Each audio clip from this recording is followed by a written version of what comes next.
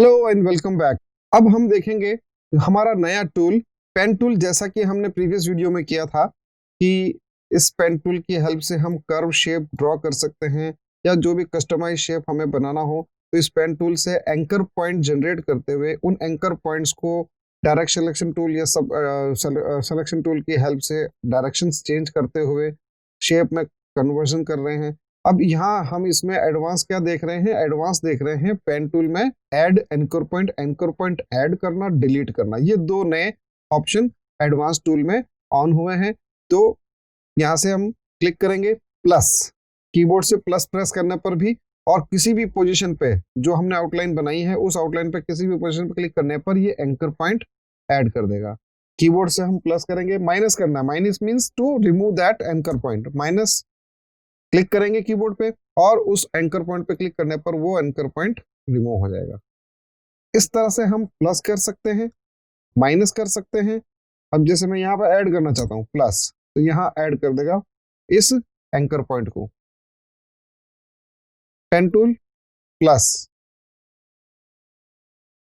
अब जैसे मैं माइनस लेना चाहता हूँ, माइनस, ये माइनस, तो यहाँ कोई नोड नहीं है। Please use the delete anchor point tool on an anchor point of a path. तो यहाँ पाथ पर एंकर पॉइंट नहीं था, फिर भी मैं इसको माइनस कर रहा हूँ, तो ये कह रहा है किसी एंकर पॉइंट पे क्लिक कीजिए देन इट विल डिलीट।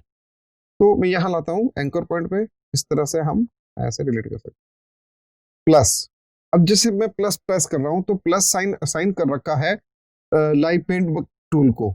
तो हम इसमें प्लस फिर भी लेना चाहते हैं, एंकर पॉइंट ऐड करना चाहते हैं, तो first we will go to P, pen tool, then press plus, sorry, pen tool P, press P, then plus. Oh, sorry. Again, it is not showing. P, start from any point or click at any line. इस line पे यहाँ पे मैं click कर रहा हूँ, जहां anchor point नहीं है वहां ये प्लस कर देगा ये। तो ये होता है कि एंकर पॉइंट की हेल्प से इंक्रीज करना, उसके नोट्स को बढ़ाना, घटाना, माइनस करना, ये इस पेन टूल का नेक्स्ट जो है रोल है। इसमें पिछले वीडियो में हमने देखा था एंकर पॉइंट। इस एंकर पॉइंट की हेल्प से हम क्या कर सकते हैं? डायरेक्शन चेंज कर सकते हैं। इस तरह से डायरेक्शन चेंज कर सकते हैं, लाइन का कर्व चेंज कर सकते हैं।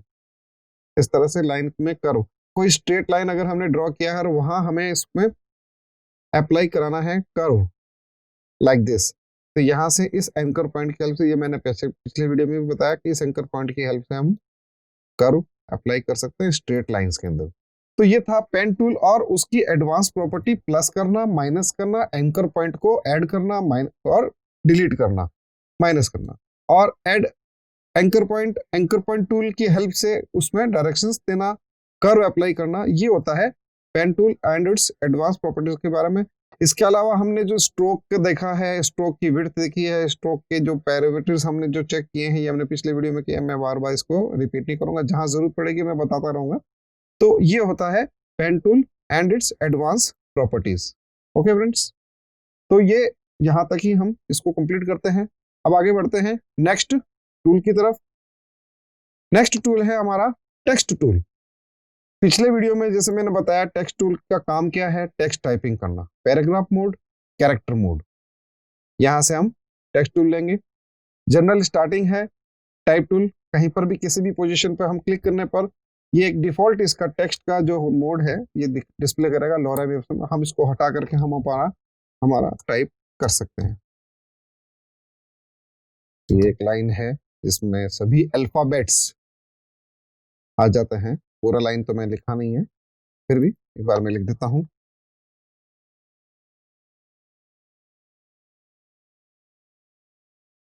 ये हमने कुछ टाइप किया है, ठीक है। इस टाइप को क्या कहते हैं? आर्टिस्टिक टेक्स्ट टाइप करना, नॉर्मल टेक्स्ट टाइप करना स्क्रीन पर। फ्रेम टेक्स्ट, टेक्स्ट बॉक्स से हम एक फ्रेम जनरेट कर रहे हैं, उसके बाद में क्या हो रहा है? एक पैराग्राफ मोड में ये फ्रेम डिस्प्ले हो रहा है। टेक्स्ट हम मल्टीपल यहाँ पे, इसी को मैं कंटिन्यू कर लेता हूँ, control C and control V. ये फर्स्ट लाइन है, इसी लाइन को कंटिन्यू करते हैं। अब देखिए इस फ्रेम में जैसे ही फ्रेम का बाउंड्री आता है वहां से नेक्स्ट लाइन पर ये जंप कर जाएगा। ये देखिए इस तरह से हम ये पैराग्राफ बनाया हमने, इस पैराग्राफ में जस्टिफिकेशन अप्लाई कर सकते हैं, कंट्रोल शिफ्ट जे इसका शॉर्टकट है, देन कॉपी। अब इसी पैराग्राफ को मैं कंटिन्यू करता हूं। तो ये फ्रेम बॉक्स है, इसीलिए ये पैराग्राफ मोड में वर्क करेगा।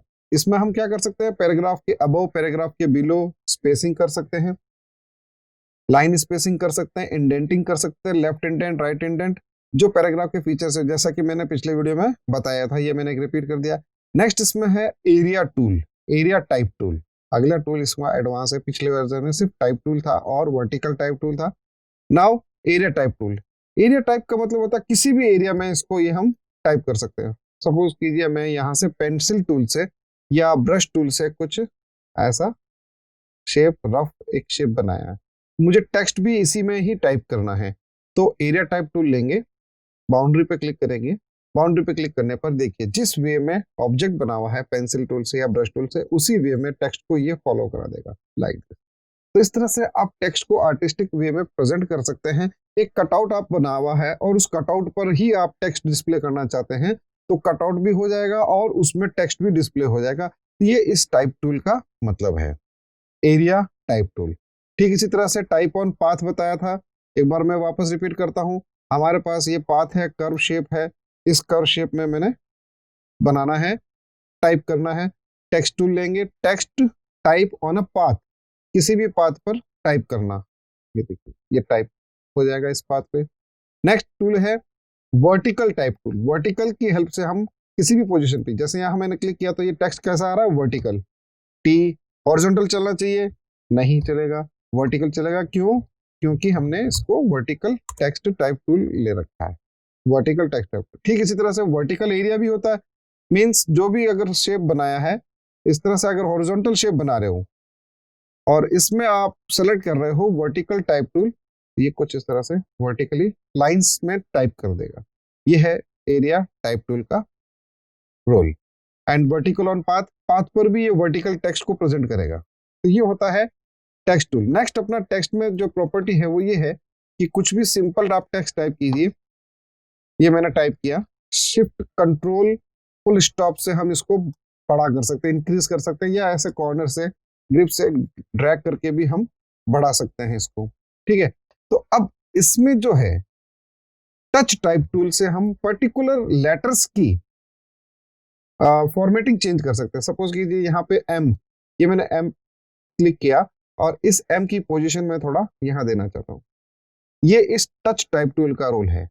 कोई भी टेक्स्ट जिसमें हम पर्टिकुलर लेटर को पोजीशनिंग करना चाहते हैं, रोटेशन करना चाहते हैं, रिसाइजिंग करना चाहते हैं, तो कंटिन्यूएशन लेटर में एक कोई लेटर को या कोई दो लेटर्स को आप ऐसे प्रेजेंट कर सकते हो। जैसे मैं इसको स्ट्रेच करता हूँ, छोटा करता हूँ, इस तरह से। अगर रोटेट करते हैं तो ये टेक्स्ट के साथ साथ में जो उसका कंटिन्यूएशन टेक्स्ट है वो भी अपनी पोजीशन चेंज करेगा, लेकिन वो वैसा ही रहेगा। हमने एम सेलेक्ट किया, इस एम में ये एडिटिंग किया। ठीक इसी तरह से टच टाइप टूल से एल सेलेक्ट करता हूँ, इस एल की विड्थ हाइट में बढ़ा देता हूँ, यहाँ से ऐसे हाइट बढ़ा देते हैं, यहाँ से ये मूव होता है, यहाँ से ये विड्थ इसकी बढ़ती है टेक्स्ट की, और यहाँ से इसको प्रोपोर्शनली लेफ्ट और राइट, टॉप लेफ्ट और राइट से या प्रोपोर्शनली कोई भी दो एंगल से इसको बढ़ाता है। यहाँ से स्ट्रेट, यहाँ से मूविंग। तो देखा, हमने एक टाइप किया था टेक्स्ट, बिल्कुल नॉर्मल टेक्स्ट टाइप किया था और उसमें हमने दो अलग अलग लेटर्स में अलग अलग प्रेजेंटेशन इस टच टाइप टूल की हेल्प से चेंज कर दिया। तो ये था एडवांस टूल में selection tools, drawing tool, adding anchor point, subtracting them, and type tool, area type tool, type on a path and touch type tool. ये था आज का सेशन बेसिक टूल्स के बाद में एडवांस टूल्स के अकॉर्डिंग। ठीक है वो दोस्तों, ओके।